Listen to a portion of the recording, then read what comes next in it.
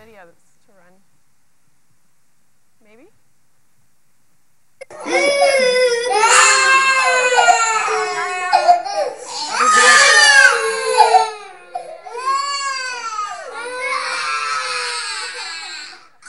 Kind of feels Wrong like video. Wrong one. Other video. Okay, at least you guys are awake. Can you turn my mic? You're paying attention. Maybe?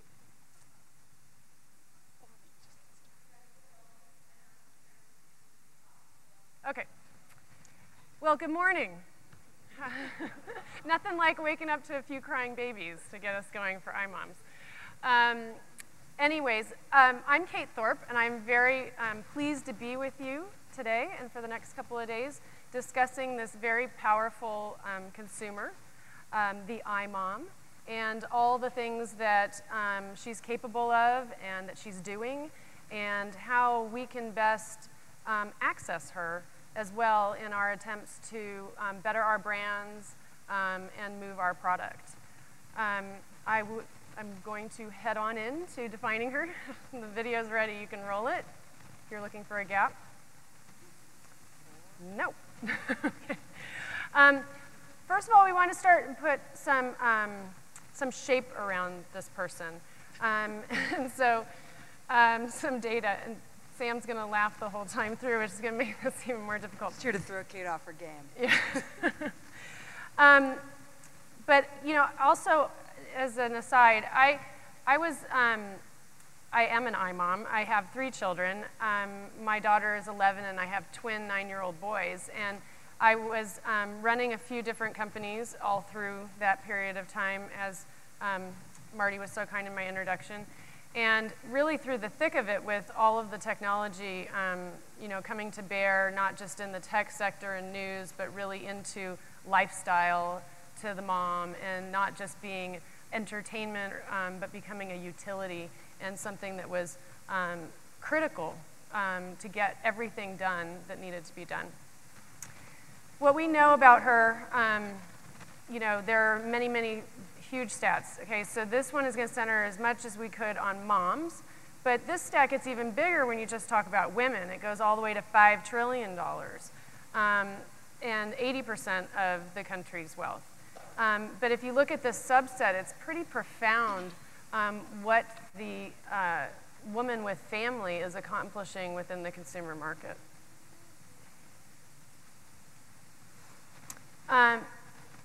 It disappeared. We'll skip ahead and get some space.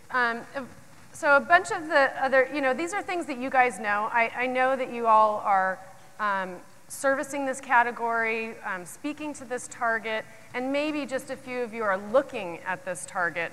But I think the power of this woman is pretty well known, and the amount of buying and purchasing power is profound.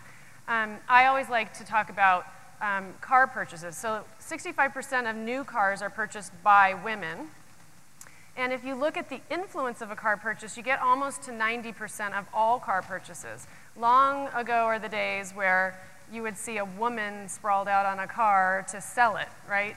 That's not happening any longer, because they know they're marketing to the women, who will also influence the purchase of the men who are buying the other 35% of cars. Of course she's smart, resourceful, and dynamic. What the hell else would she be? Awesome.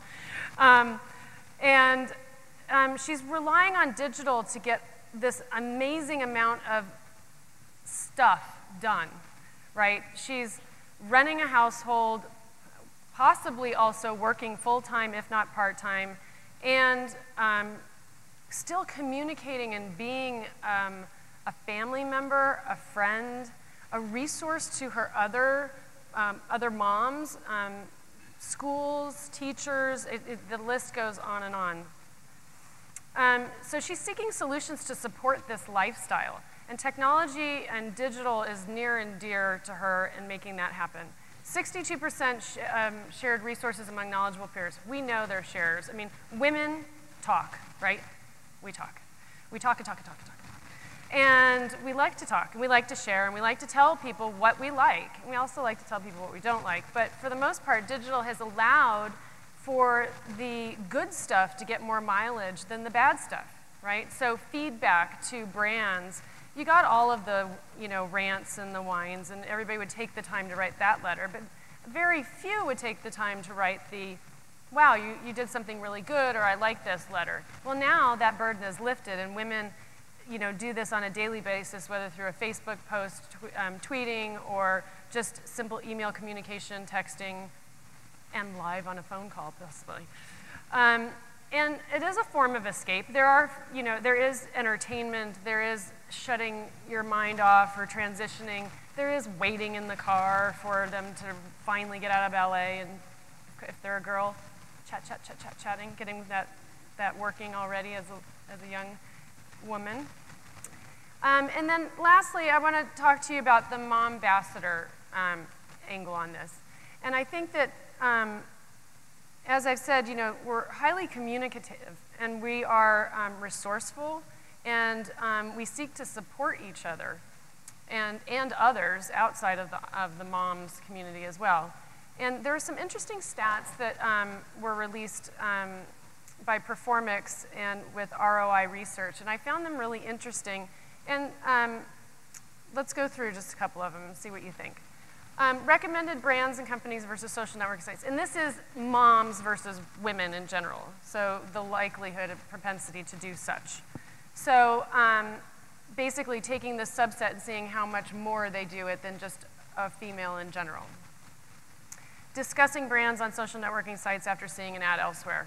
So being predisposed to a brand and then finding that these women were discussing it with their friends, peers, posts, or otherwise.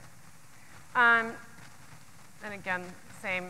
And then I found the ad part to be interesting. I want to follow up with the researchers and see if I can get some more information on how they were testing this. But it was, at first I was like, really?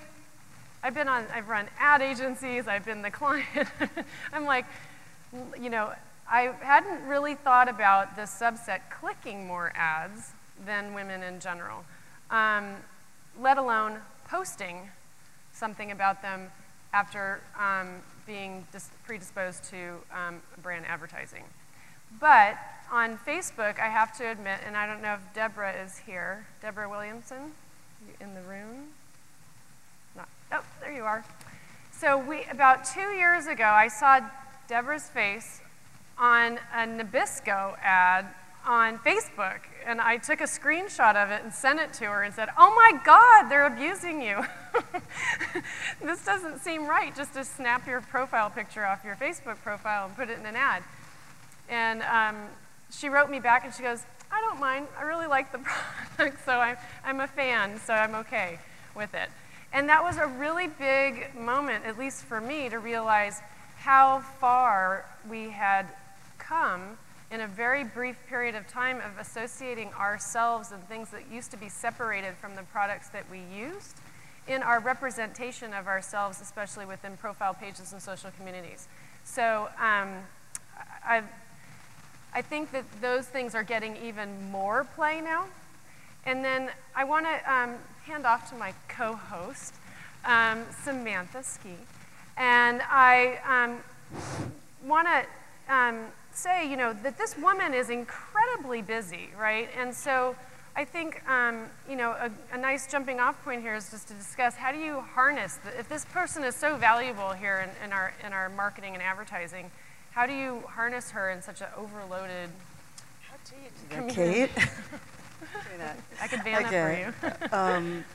All right, thanks, Kate. I'm just going to talk a little bit, as Kate indicated, about what's going on psychologically with this consumer, citizen, human, as she becomes a mother and her priorities change and her, connected to that, her brand preferences change, her loyalties change. If you look at where her time shift is occurring, and this isn't just in relation to media, we know that she's losing about 3 hours of media time, but she's also gaining sort of multi-platform action. But if you look at what she's doing more of and less of, I think you start to see the key to her her impulse for ambassadorship and advocacy. So let me explain that. She's spending clearly more time feeding children, less time with husband, more time dressing children, less time with friends, less time working out, less time in some cases working at a formal occupation. And anything we can do to allow her to get some of that back, to simplify her life so that she can regain some of those things that she values but that have fallen by the wayside as a sort of natural course of motherhood and balancing all of those occasionally conflicting challenges. Anything you can do there is going to give her a lot of power but also a fair amount of brand loyalty. So when we look at her desire to advocate and her desire to listen to and cultivate other advocates, we can think about the dual influences of both guilt and aspiration. So one of the reasons we looked into when we were studying millennial moms during my time at Alloy working with Harris Interactive was the things that women give up and the things that they hope to get back to. And one of the connective tissue that seemed to come up with all segments of mothers, all mother segments, was this idea that I can rely on other mothers. And that was in part a necessity because of the time crunch, in part a sense that she gets me, and these other women who are likewise trying to balance so much, understand each other. There's also the ability, the actual social utilities that are available that allow women to connect much more easily and to reference each other for information and to use each other as a resource.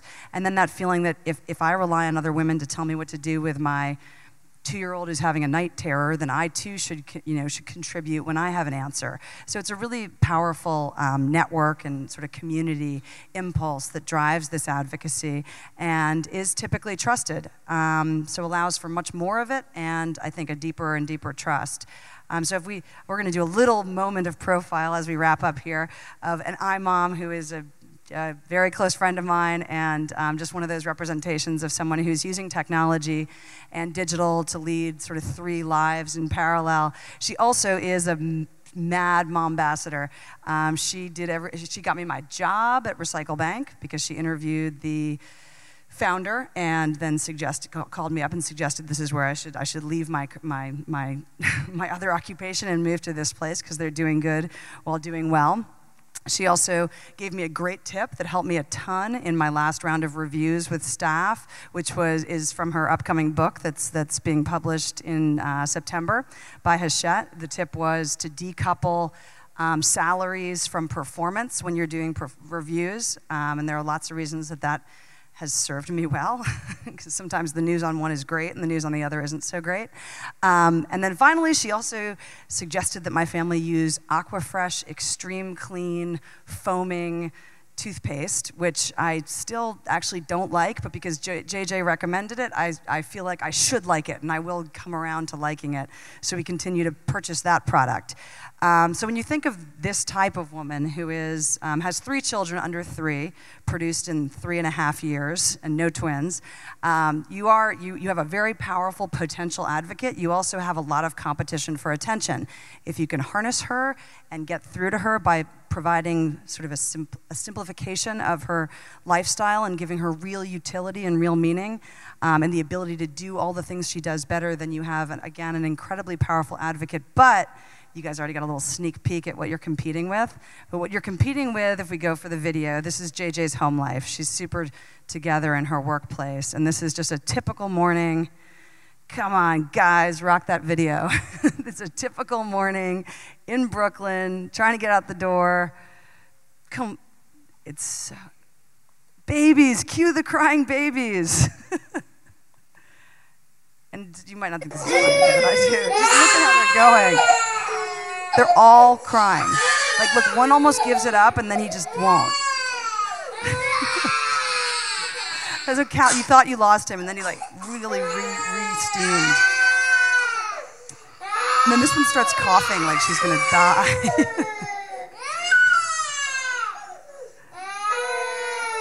They're not even asking for anything. They are just wailing.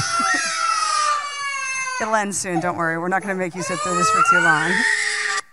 Okay, so that is a representation of the the other stimuli that's at work when you're trying to compel this person's attention, and that is an actual home video from that my dear friend contributed to this event because she wanted to show that she was not quite as polished as her other accolades might indicate. And she also was using technology to put a little bit, maybe to get a little bit of a barrier between herself and reality, and then that's been viewed about 200,000 times, so it also shows the power of the shared experience and the power of the connector. So I think we are gonna wrap it up and hand this to, Trisha Nichols, ladies and gentlemen. Come on up, babe. This is Trisha. And Trisha is a total rock star and is gonna either take this from me, but in which case you wouldn't be able to hear me. Okay, so Trisha is at the Gap right now, and she has a long, confusing title that encompasses a ton of things that she is gonna elucidate for you. I came in contact first with Trisha when she was at Pepsi leading media strategy, and I probably got that not exactly right, but she was at Pepsi for about 9 years and was a high performer there who we came in contact with lots and listened to her advice lots. She's also from Texas but moved to New York, and I believe that sort of represents one of the cooler profiles you can have for a range of reasons that we can get into over drinks. So here's Trisha. She's gonna share a little bit about the Gap with you guys, and we're gonna head off. Okay. All right. Thanks.